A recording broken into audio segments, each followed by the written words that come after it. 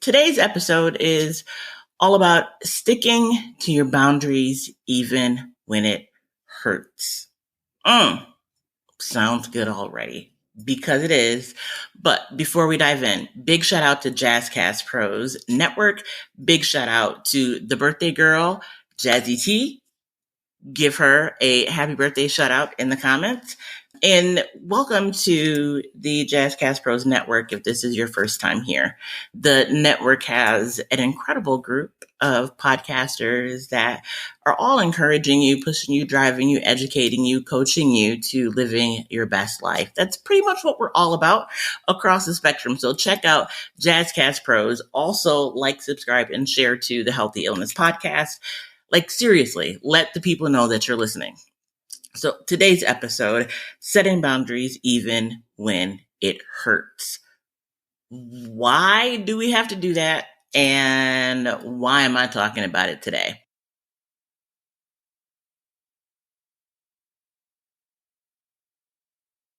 Welcome to the Healthy Illness Podcast. I'm your host, Kelly Marie. The Healthy Illness Podcast is all about helping you build healthier relationships while living with mental health conditions.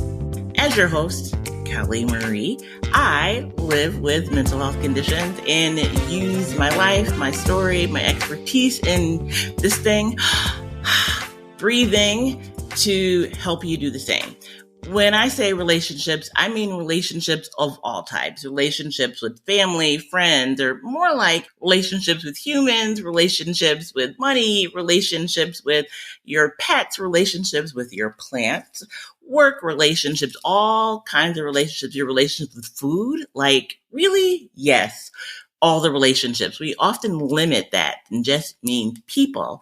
But here we're talking about all of the things. So in today's conversation, I'm going to share a story. So, when we consider self-care and we talk about all of the things, all of the ways in which we are growing and striving to be mentally healthy, setting boundaries is one of those ways in which we can, if it is not something that you already do, ways that we can begin to better understand who we are and who others are in our life, right? The boundaries give you a place and space to be able to judge if something's healthy or not, if it's something that feels good or not. Like setting a boundary, setting a rule, setting a guideline, setting a line in the sand, if you will, allows you to ascertain whether or not a thing is beneficial or not. And when someone or something has crossed that line that you have identified as beneficial to your health. And so this weekend, I had to enforce a boundary that hurt me and also hurt the person that I love. I cannot tell you enough about my godmother and what she means to me. She truly is my other parent. I have two moms as far as I'm concerned, and both of my moms know this about themselves. My mom, my biological mom, picked my godmother as my godmother, and they raised me to be me. And I love her like my mother. If she calls today, I'm going to be there. You better not touch her. You better not hurt her. You're going to have some problems, because that's my mama. And she's celebrating her 80th birthday. I am, just as I talk to you and think about the memories, like you can hear the smile on my voice, right? Like, that's my mom.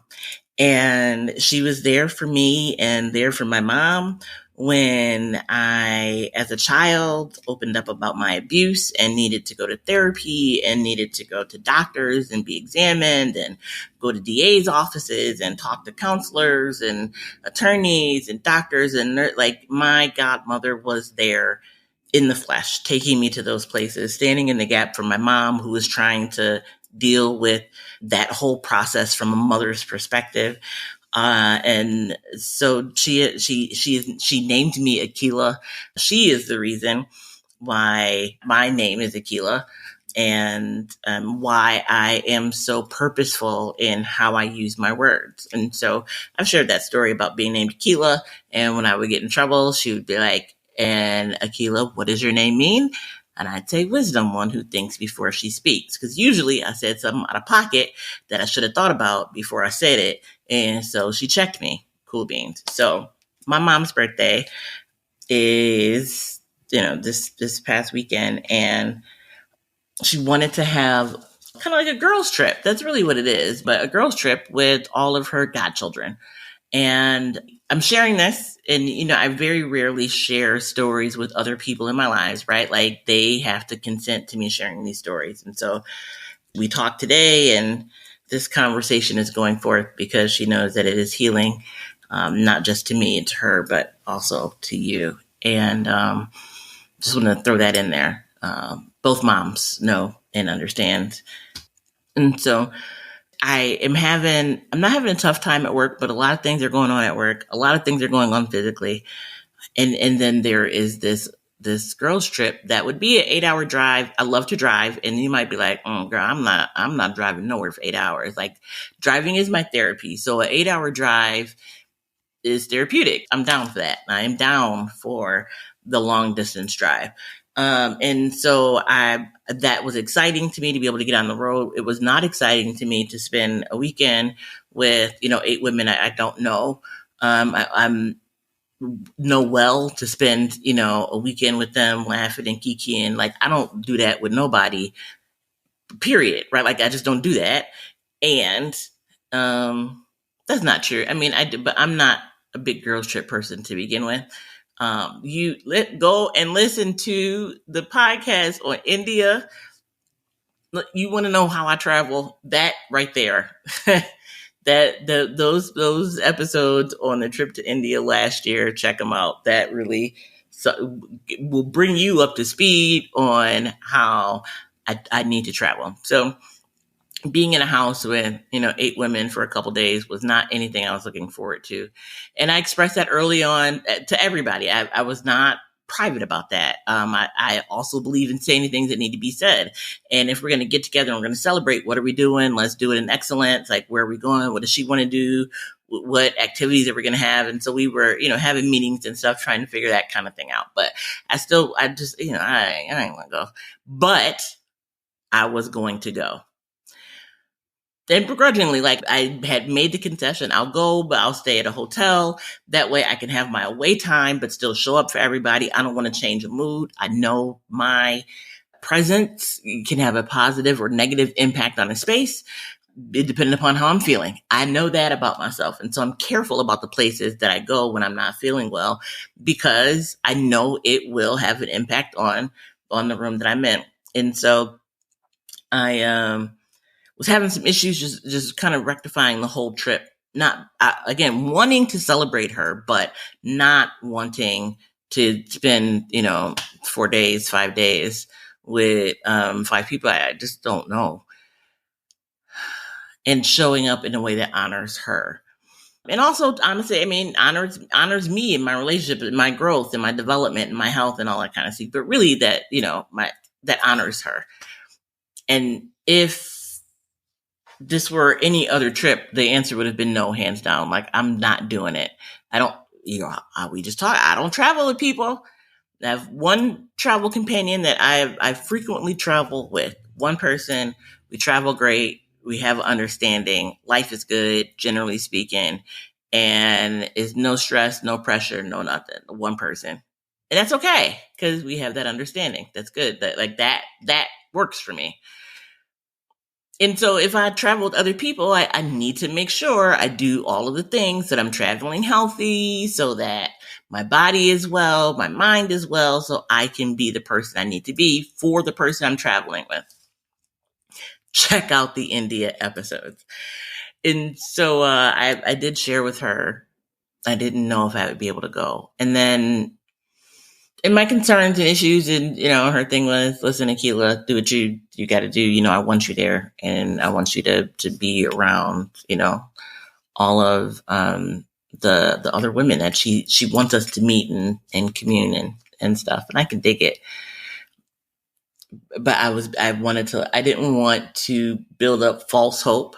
I wanted her to know that if I showed up, I would probably be very quiet and reserved, because that is how I am. Or, I mean, I don't know, I might get there and loosen up and it's all good, but I didn't want her expecting our singular experience, she and I, or, us, the friends and family, my mother, godmother, my kids, etc., like us together. That's different than me in a space that's not mine with people I don't know, her being the primary person that I know. One of my other god sisters, I do know her. We haven't spent a lot of time together. We've talked on the phone. We've had great conversations, and we know each other enough. But again, 5 days with somebody, that's a lot, right? Like, that is a lot. So, anyways, work has been wild, and I've been going through some physical issues. I have to have a lumbar puncture to do some more, tests to figure out what's happening with my body. I thought it was like giving blood, but it's not like giving blood. After you give blood, you just hop up, you're good to go and go on about your business. But after this, you got to like lay down for hours. You can't move. I mean, you can move, right? Like, you're not paralyzed. You can move your body, but your body needs to heal. And so you need to lay flat while your body recovers. They take out some of the spinal fluid and, technical stuff, like it throws off your body. And so your body needs to heal for a day or so. And so that is coming up and would have come up right after this trip. I got a new person starting in the office that Monday. I got a presentation on Friday that I've got to do. And then, I would have like gotten on the road Friday to drive down there and been there Saturday and, had like breakfast or something there Sunday and came back Sunday afternoon. So I could get back Sunday night so I could be at work fresh and early Monday morning for the new employee starting. And so I've been fighting back tears lately. I don't know why. I've been trying to pay attention to why that's happening. I'm not sure, but I've been a little emotionally sensitive, and I just think it's life. It's summer. It's hot. I don't like the summer. It's only been hot for 3 days, and I'm tired of it already. But it's hot, and hot, so much so that if you check weather reports, like there's this heat dome over most of the U.S., primarily, East Coast, and I'm in that space, and it's hot in Buffalo. And so, that might be why I don't know. It's probably just a lot of different things that are happening. The doula work, which I absolutely love. Navigating New York State Medicaid as a provider is wickedly, ridiculously hard. And like, for real, for no reason. It makes no sense. When I tell you it's dumb ridiculous. And so anyways, but I had a guide, Shannon, talk to her, in our last 2 episodes. And so just look, there's a lot happening personally, and I'm not in a place emotionally and psychologically I just don't have the energy to expend for 5 days, 4 days, 3 days, 2 days, 1 day with a group of people to celebrate this woman that I love. And so I was trying to rack my brain and quite honestly, like, work myself up into like a crying state because I wanted to be in that moment. I accept who I am, but I still would like to be the kind of person who shows up for people regardless. Now, not in a time of need, but in a time of want. Right. And so if you need me, I don't care how I'm feeling, I'm showing up and I'm going to be fully supportive of you. But something like this is not the same, right, as showing up because maybe there's a surgery or she's not feeling well or, like there is a need. And I was talking to my mom at one point, and she's just like, well, go down there and throw on a smile and, you'd be good to go. I don't have a smile to throw on, right? And I knew that me showing up would be detrimental to the success of the weekend. And I don't use those words lightly. Like, I know my presence and my mental health conditions, the illnesses that I live with, still rear their ugly heads. Like if I let it, listen, if I know I don't belong in a space and still allow myself to be in that space, I'm putting myself at risk of increased further mental decline, right? I'm already not well. I know I'm not well, and I'm acknowledging I'm not well. And then I choose to voluntarily go into a space I have no business being in. I did that to myself, right? And so I made a pledge, and you know this, to, take care of my health, take care of my body, take care of my mind, and to honor the commitments that I've made to myself. And in doing that, I had to acknowledge that this party was not something, party weekend. If it was one night, I could do a night, but this party weekend with 8 women I don't know, one that I love tremendously, with 8 different personalities I don't know, and styles I don't know, and smells I don't know, and voices I don't know. Like, that was too much for me to be able to handle, even for my mom. That is how thick that boundary is. Like, all of those pieces I just laid out for you. And so I made the decision at the last minute. I mean, a couple days out. Like, we're still in the midst of things at this, as of the recording of this podcast. The weekend is fast approaching, and I would be going out of town this weekend. And so I reached out to her today and called her, and not only told her that I loved her, but talked about just the two of us, what I would love to come and spend time, just the two of us, me and you. It could be next weekend. It don't even have to be, listen, it just can't be this weekend with 8 other people. And I, wanted to come down and see her. We'll spend the weekend together. We could stay at a hotel. We could do girl stuff. We could stay up all night. And by all night, probably till 8:00 at night.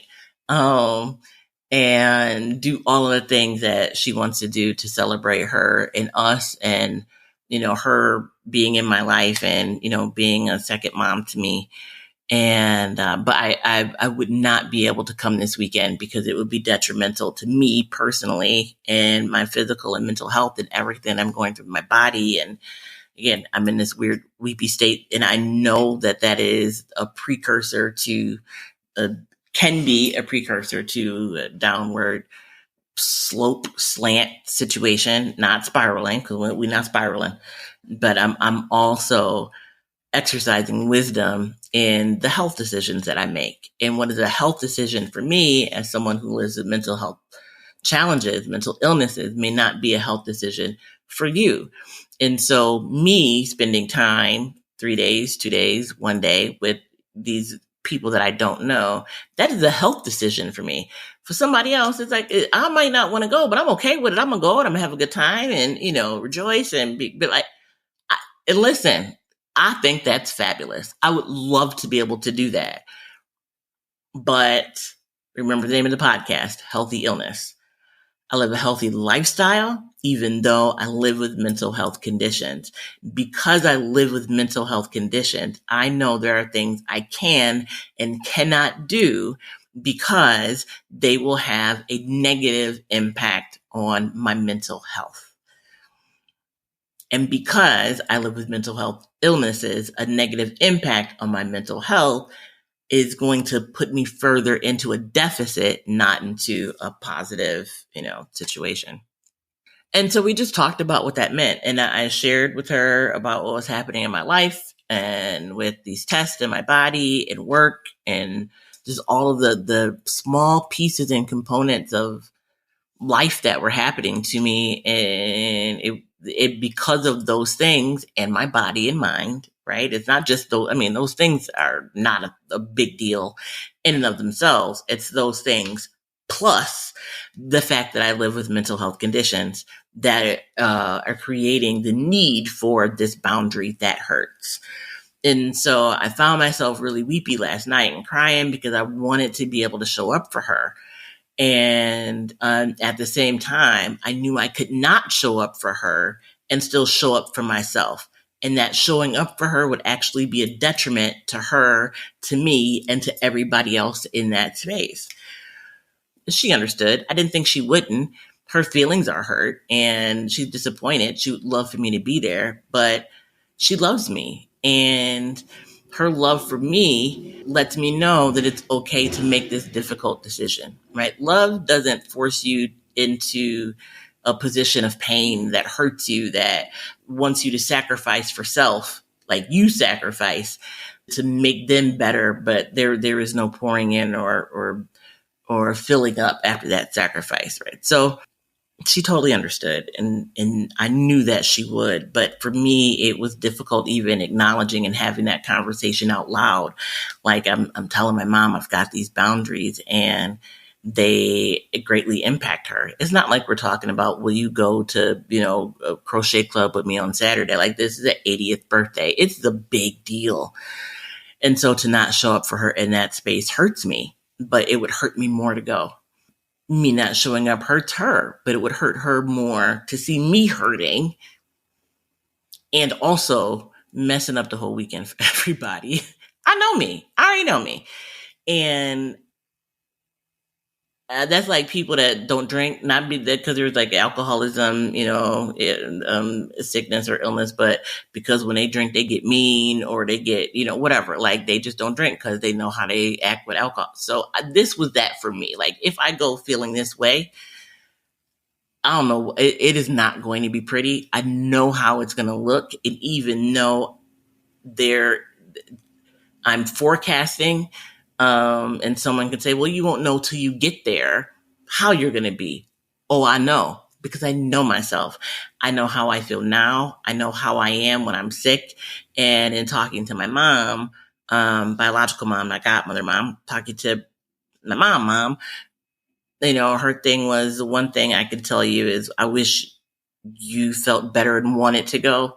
But what I don't want is to get a phone call that you are in the hospital, right? And I appreciate her for sharing that very raw moment. And we talked more private conversation about that, but I appreciate her being very real with me, in me sharing with her how I was trying to work through going to, my godmother's birthday celebration. And, the ultimate decision to not go. So boundaries, even though they hurt. When you've done the work and you understand, what your boundaries are and the repercussions of those actions of crossing the boundary or holding that boundary, you're better equipped to make the decision. Is this something I can or cannot do? Is this a boundary that I need to push open, right? That I need to grow past because that happens? Or is this a boundary that is firmly in place?